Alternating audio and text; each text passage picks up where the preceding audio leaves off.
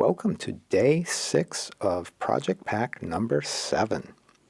My name is Rick. Hi, I'm Maria, and Rick's got some really cool things to show you. So we've introduced a new tangle called Hollis, and we're going to explore it together on a Zentangle tile with our new gray paper. And so I always just appreciate that tile, and we're going to get started with Hollis. And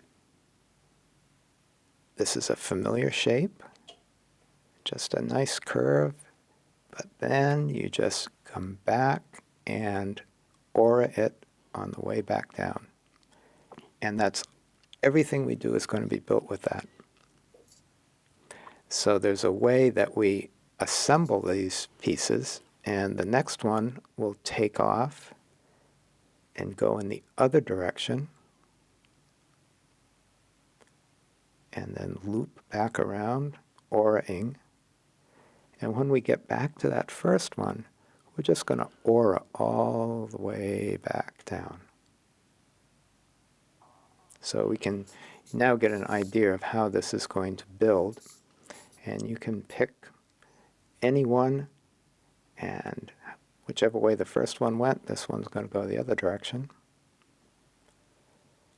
And it loops back around. And if you go on the newsletter, you can see the step out and some of the inspirations for it. We had gone to do some workshops in Taiwan and in Korea, and we wanted to get a tangle that was inspired by something that was from that area. And you can see in the newsletter some of the images that were the inspiration for this tangle. It reminds me of white vine. If anybody, calligraphers are familiar with that type of thing, it's a great basis for doing a lot of other things. And you'll see that in a lot of marginalia in the early books. So we had seen this at first on some pottery in a museum of Chinese pottery. And it's like, oh, this would be a great tangle. How would you do it to use it as an inspiration as opposed to like, oh, just trying to redraw it? So this is what we came up with.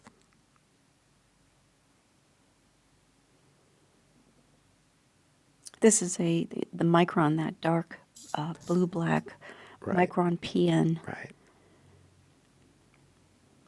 So this is all about the aura as it follows back around, and you can see it's setting up some really neat meetings for some shading there. So where that first one was done, I can just build off of that. You mean the bottom? Yeah, the bottom one. And just close up those open ends. But always doing that takeoffing and landing. And you can see these can be small or they can be large, and you can just really adapt to wherever you want to take it. And if you meet another one, you just go behind in a hollow bar fashion. So now it's like, where shall we go?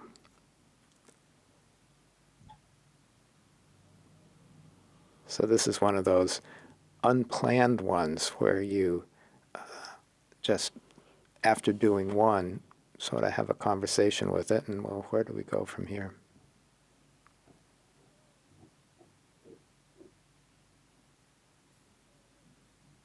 Reminds me a bit of Mendy tattoos as well. Has like the first strokes that go down. What was neat is when we got to both Taiwan and Korea, we went to some museums and we saw these patterns in the architecture and in the a lot of the the stone temples carvings and and the temples, and it was like, it was very fun. a lot of patterns. A lot of beautiful patterns. So one of the things that when we were teaching this,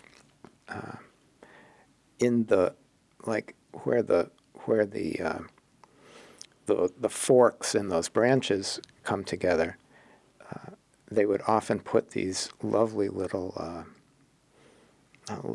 designs, like little blossoms of something. And so Maria came up with some really cool applications of. I think I called them moon pies. Yes. Because they started out looking sort of crescent moony, and then they looked like a piece of pizza. Like a slice of pie, A right? slice of pie.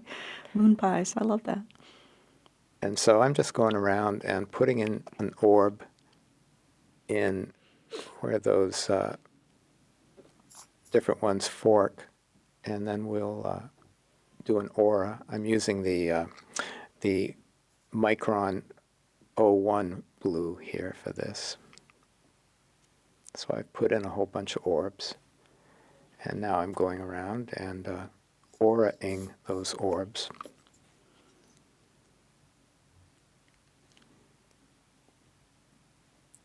And, sometimes I'll do very, very different aura widths, but in this case I kept the auras, I didn't even think about it, but I just realized I kept the auras the same width as the Hollis stems or branches or whatever. Vines. Vines. Remind me of grapevines, the way they curl and everything. Or the wisteria on our porch. Mm. So here we're just putting in some perfs there. So this is a very round tangle. I guess. So unlike you. I know. I don't think there's a straight line No, to there be seen. isn't. And then just a really tight aura here.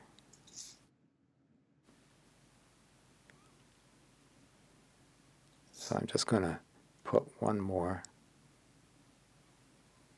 And then I'm going to duplicate that all the way around on all the places that I put those orbs in where they separate.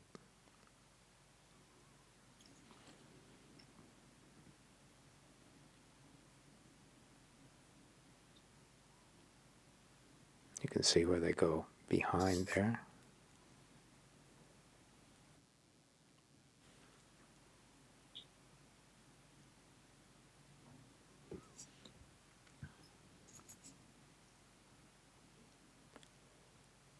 Very pretty, almost lacy. Right?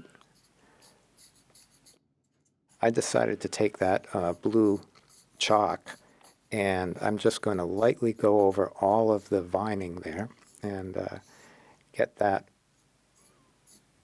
just that lovely tint in and around the orb, which sort of sets it off a little bit. Lifts it up.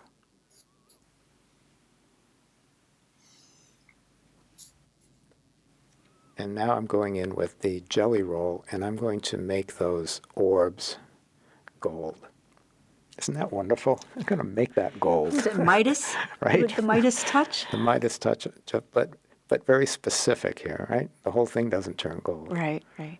But you're just touching those Yeah, orbs. just Yeah. Midas, in a Midas-y sort of in way. a Midas-y sort of way.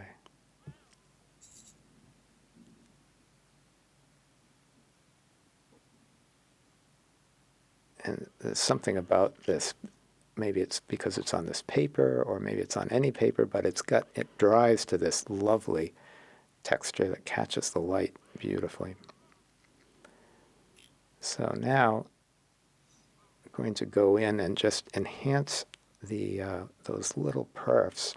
I'm just going to put a little bit of white in each one. It shows up much more in real life than on the film.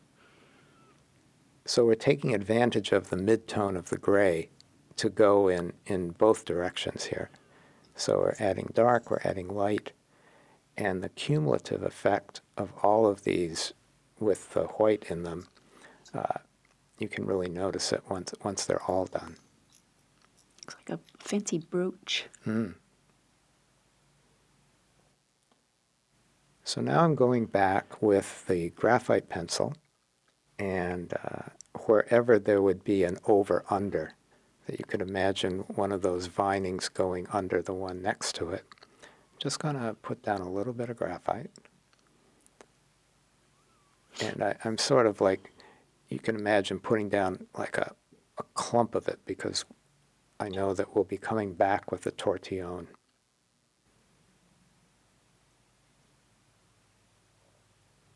So wherever there was an over or an under. And I'm also going to put graphite on either side of the Moon pies. moon pies, because they are, coming out from under, let's say, these vinings.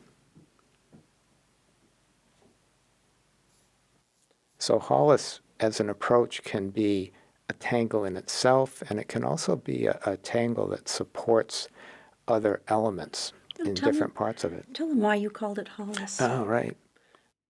I named it Hollis because that's the first name of Hollis Little Creek, who was my mentor for many years and friend, who taught me how to make flutes. He was from the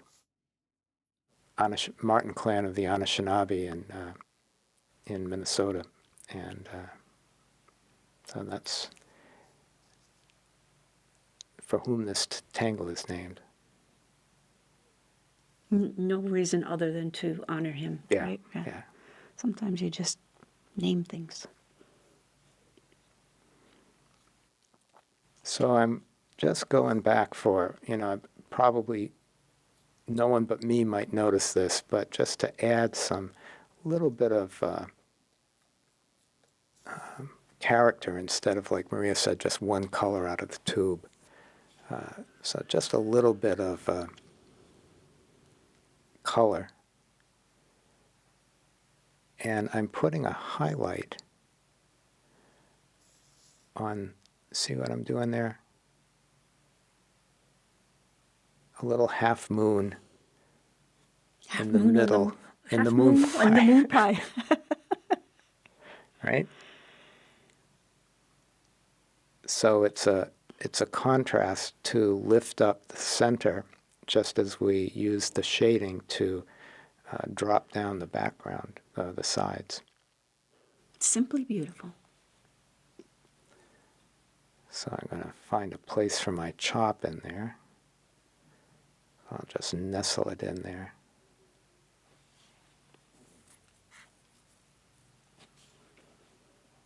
So I use the PN for the circle, and I'll use the 01 for the my initials.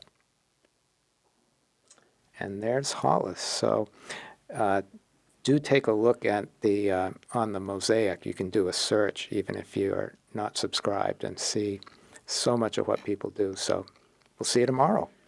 See you later. Bye. Thank you. Bye.